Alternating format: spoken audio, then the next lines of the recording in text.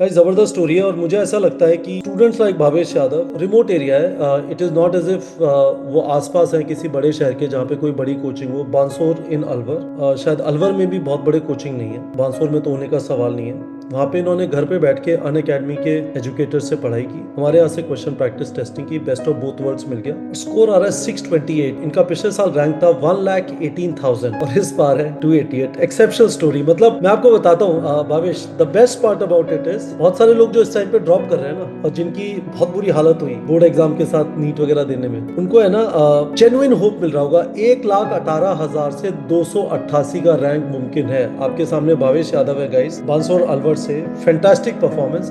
Good evening students, हमारे साथ भावेश यादव हैं और भावेश यादव बहुत जबरदस्त कैरेक्टर है। भावेश यादव का इस बार स्कोर है 628, ऑल इंडिया रैंक 288। भावेश, ये आपका सेकंड अटेम्प्ट था, correct? Yes sir. First attempt में आपकी ऑल इंडिया रैंक क्या थी? 1,18,000। गाइस सुन लीजिए, यदि आप ये सोच रहे हैं कि मुमकिन है या नहीं है, 1,18,000 से 288 रैंक, 1,18,000 से 288 रैंक मुमकिन है। आपके सामने एग्जाम्पल है भावेश यादव। अब भावेश ये बताइए, आपने हमारा टारगेट बैच ज्वाइन किया था, उससे आपने क्वेश्चन प्रैक्टिस और टेस्टिंग किया। हमारी टेस्टिंग के बारे में मार्केट में सही अफवाह उड़ी हुई थी कि हम पेपर मुश्किल बनाते हैं। तो कभी आपको लगा नहीं कि क्यों आप खुद को टॉर्चर कर रहे हो ये वाले पेपर देके? सर मजा आता था क्वेश्चंस करने में नीट प्रेप के, मतलब नीट प्रेप में जो क्वेश्चंस थे तो बस मजा आ जाता था, और ज्यादा मैं मतलब फीलिंग एक्सप्रेस नहीं कर पा रहा। तो भावेश, स्टूडेंट गजब की स्टोरी है। अब एक एक करके चलते हैं। ये बांसुर नाम की एक जगह से है जो अलवर में है। It is not even a district, Alwar district के अंदर बांसुर नाम की एक जगह है। अ, आपके फादर एक मेडिकल शॉप रन करते हैं, मदर नर्सिंग ऑफिसर हैं, और आपने घर पे बैठ के ऑनलाइन तैयारी की। यस। ठीक है। कहाँ से पढ़े आप ऑनलाइन? अनअकैडमी। अन अकेडमी से पढ़े। तो बहुत अच्छी चीज़ है। अन अकेडमी से इन्होंने तैयारी की, हमारे यहाँ से क्वेश्चन प्रैक्टिस और टेस्टिंग किया। जो एडिशनल इंडिपेंडेंट क्वेश्चन प्रैक्टिस और टेस्टिंग के लिए लोग नीट प्रेप ज्वाइन करते हैं।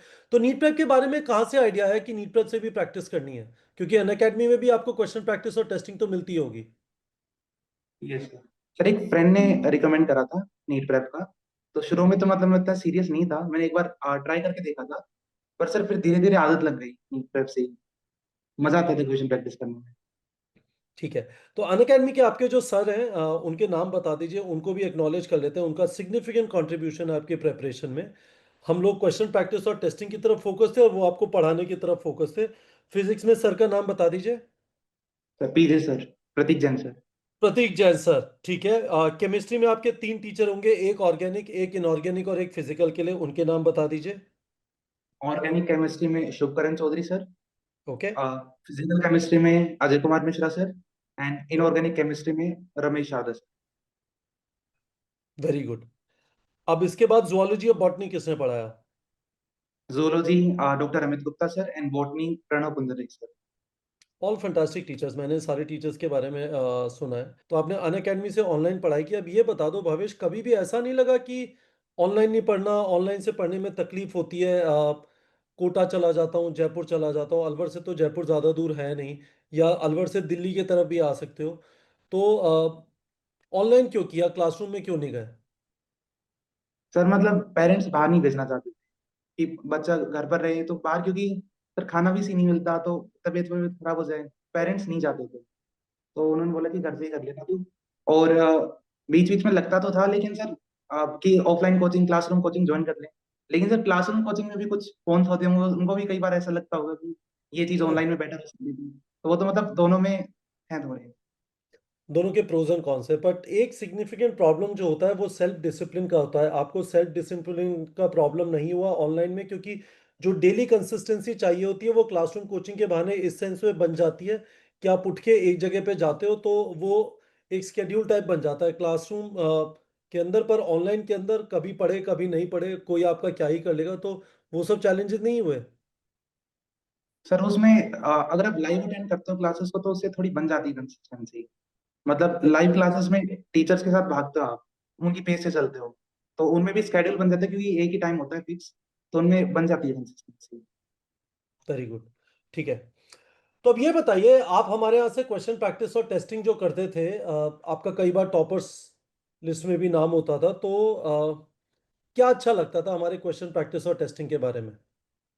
सर पहले तो क्वेश्चंस जो बायो और केमिस्ट्री में होता था वो बहुत एनसीईआरटी बेस्ड होते थे, और सर फिजिक्स में भी बहुत अच्छे अच्छे क्वेश्चंस थे, तो मजा आता था फिजिक्स में क्वेश्चंस करने में। और बायो में मतलब कंप्लीट एनसीईआरटी बेस्ड क्वेश्चंस थे।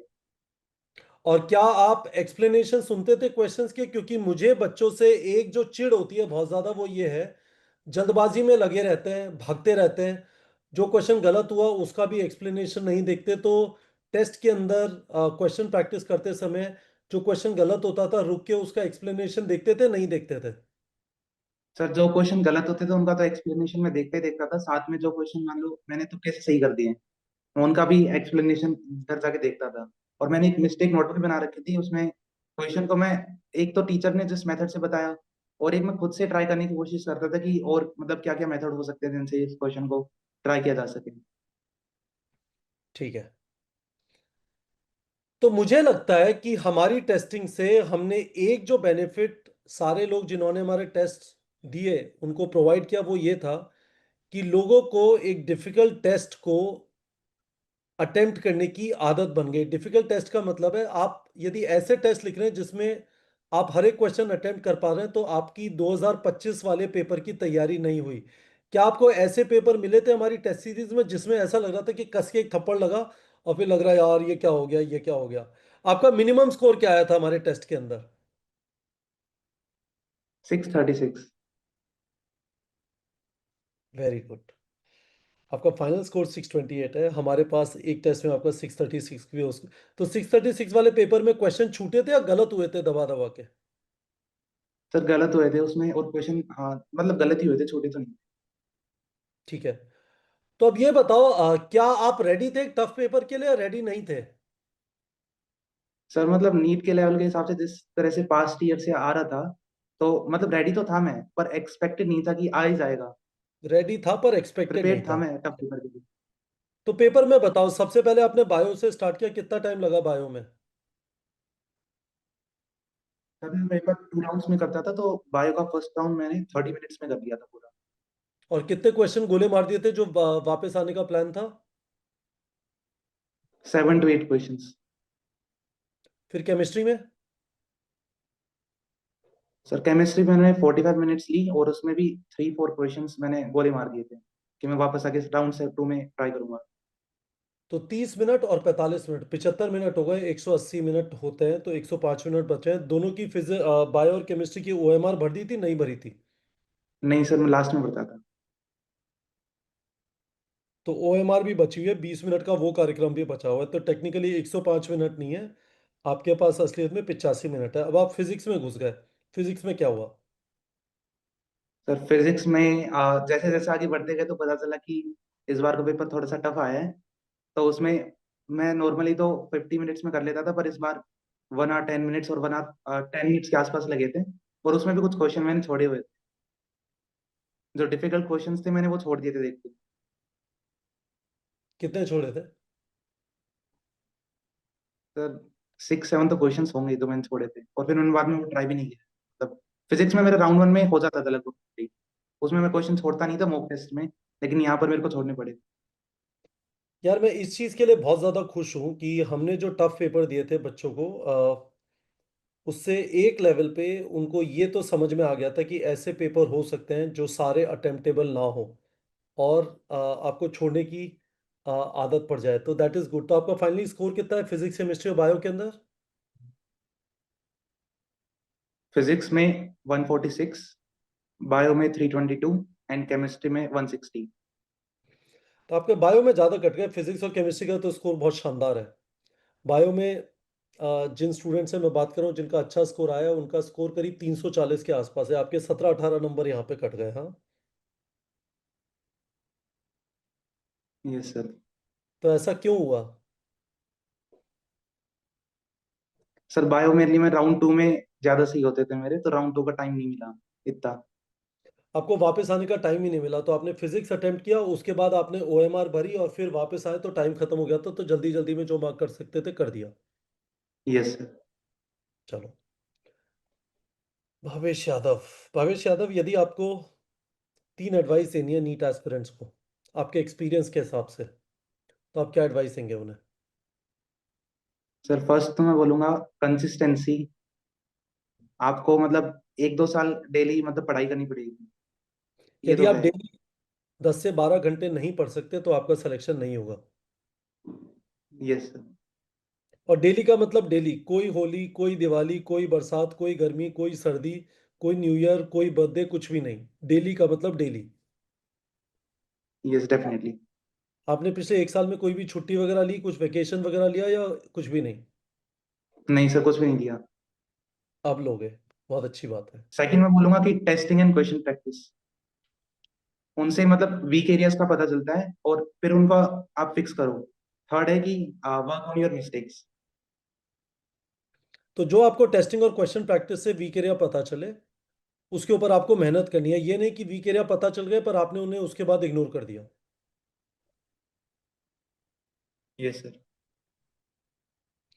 भाई जबरदस्त स्टोरी है, और मुझे ऐसा लगता है कि students like Bhavesh Yadav, remote area है, it is not as if वो आसपास है किसी बड़े शहर के जहाँ पे कोई बड़ी कोचिंग हो। बांसोर इन अलवर, शायद अलवर में भी बहुत बड़े कोचिंग नहीं है, तो बांसोर में तो होने का सवाल नहीं है। वहाँ पे इन्होंने घर पे बैठ के अन अकेडमी के एजुकेटर से पढ़ाई की, हमारे यहाँ से क्वेश्चन प्रैक्टिस टेस्टिंग की, बेस्ट ऑफ बोथ वर्ल्ड्स मिल गया। और स्कोर आ रहा है 628। इनका पिछले साल रैंक था 1,18,000, और इस बार है 288। Exceptional story. मतलब मैं आपको बताता हूँ Bhavesh, the best part about it is, बहुत सारे लोग जो इस टाइम पे ड्रॉप कर रहे हैं ना, और जिनकी बहुत बुरी हालत हुई बोर्ड एग्जाम के साथ नीट वगैरह देने में, उनको है ना जेन्युइन होप मिल रहा होगा। 1,18,000 से 288 का रैंक मुमकिन है। आपके सामने भावेश यादव है गाइस, बांसोर अलवर से। Fantastic performance. Thank you so much Bhavesh, it was wonderful talking to you. Welcome.